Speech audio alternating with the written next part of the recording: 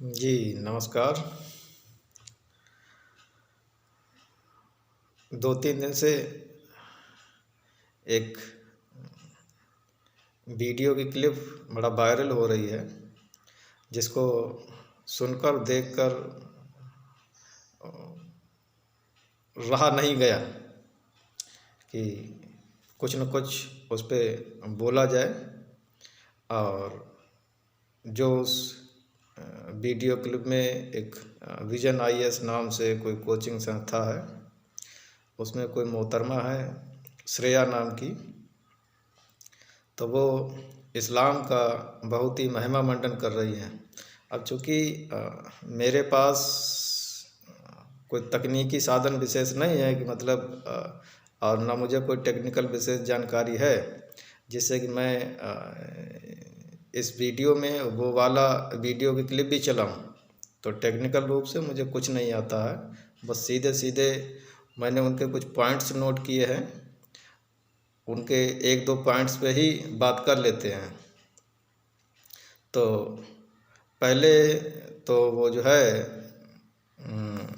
इस्लाम को जो है बड़ा लिबरल कहती हैं कि इस्लाम जो है वो इक्वालिटी की बात करता है और एक्चुअली बहुत लिबरल है।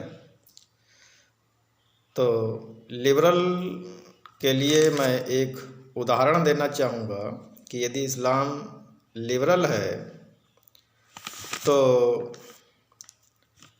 उसमें काफिर और मुशरिक किसको कहा गया है, और काफिर और मुशरिक की कुरान के हिसाब से या इस्लाम के हिसाब से या शरिया के हिसाब से क्या सजाएं हैं, उनके साथ कैसा व्यवहार करना चाहिए, उन्हें कैसा ट्रीटमेंट देना चाहिए, वो सारी चीज़ें भी कुरान में मिलती हैं। और उसमें एक वाक़या आता है उम्मक इरफ़ा नाम की महिला का। ये मोहम्मद की समकालीन ही महिला थी, एक बूढ़ी ख़ातून थी। तो इस उम्मक इरफ़ा नाम की बूढ़ी ख़ातून ने मोहम्मद जो उस समय लूट मार करते थे, जो माले गनीमत होता था, उसका उस उम्मक इरफ़ा नाम की महिला ने विरोध किया मोहम्मद का। तो उस बूढ़ी महिला के विरोध के कारण मोहम्मद ने उस बूढ़ी महिला की दोनों टांगों को 2 घोड़ों से बांध दिया और दोनों घोड़ों को विपरीत दिशा में दौड़ा दिया, जिससे कि वो बूढ़ी वृद्ध महिला 2 टुकड़े में विभाजित हो गई। तो ये है इस्लाम का लिबरलिज्म। माने इस तरह श्रेया टाइप और एक कोई प्रताप ओझा या झा करके वो भी आईएएस विजन आईएएस में ही शायद कोई प्रोफेसर हैं। तो इन लोगों ने न तो कुरान पढ़ा, न शरीयत पढ़ी, न हदीस पढ़ी, न इस्लाम के सिस्टम को कभी जानने की कोशिश करी। सिर्फ सुनी सुनाई बातों पर, फर्जी ढंग से तैयार किए गए कथ्यों पर ये अपनी राय बनाते हैं। और वही कोचिंग संस्थान में अगर ये इतने ही लोग होशियार हैं तो ये स्वयं आईएएस क्वालिफाई कर जाते और किसी ज़िले का, मंडल का उनको चार्ज मिलता और टॉप क्लास के अधिकारी बने बैठे होते।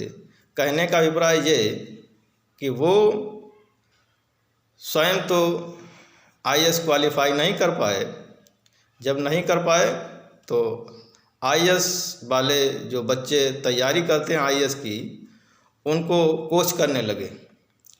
तो उस कोच में एक तरह से अभी 1-2 साल शायद पहले जो सुदर्शन न्यूज़ है, उन्होंने उसके जो सुरेश चावानके जी हैं, उन्होंने इस विषय को यूपीएससी जिहाद के नाम से अपने कार्यक्रम की प्राइम टाइम में एक पूरी सीरीज की थी कि किस तरह से ये जो भारतीय प्रशासनिक सेवा है, इसमें किस तरह से बच्चों को ब्रेन वॉश किया जाता है, उनका इस्लामीकरण किया जाता है, मानसिक रूप से, वैचारिक रूप से।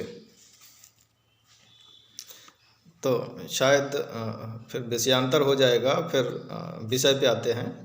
इसी में एक प्रोफेसर शायद प्रताप झा जिन्हें ओझा करके हैं, वो जो है वो एक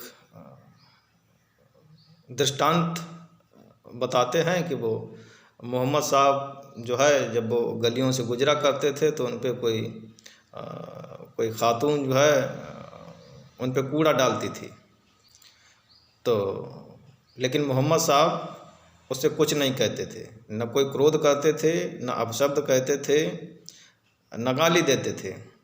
तो ऐसे करके उनके हिसाब से जो वाक़या चलता रहा 4-6 दिन तक। फिर एक दिन ऐसा हुआ कि वो किसी कारणवश उस महिला ने मोहम्मद के ऊपर वो कूड़ा नहीं डाल पाया, तो मोहम्मद साहब बड़ा चिंतित हुए और उसका हाल चाल जानने के लिए जो है परेशान हो उठे। तो पूछताछ करके जो है वो मोहम्मद उस बूढ़ी खातून के पास में पहुंचते हैं और उससे कहते हैं कि अम्मा, आपने आज हमारे ऊपर कूड़ा क्यों नहीं डाला।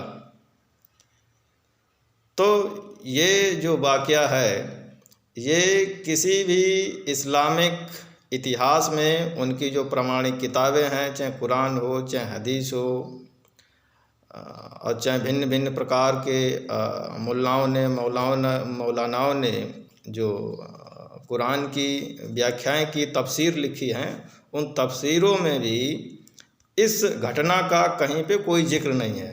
माने ये सिर्फ यहाँ हिंदुस्तान के काफिरीन को, माने यहाँ के हिंदुओं को सिर्फ बहकाने के लिए, उनको भटकाने के लिए, भ्रमित करने के लिए ये एक झूठा किस्सा गढ़ा गया। किसी भी इस्लामिक किताब में इस तरह की कोई भी घटना मौजूद नहीं है।